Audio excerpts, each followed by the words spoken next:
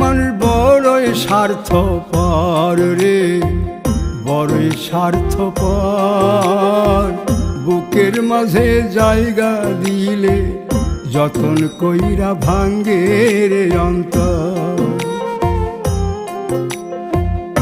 অচিনা এক জংলা পাখি যতন কইরা বুকে রাখছি, বুকের পাজর ভাঙ্গা সে যে সাজায় অন্যের ঘর রে, সাজায় অন্যের ঘর।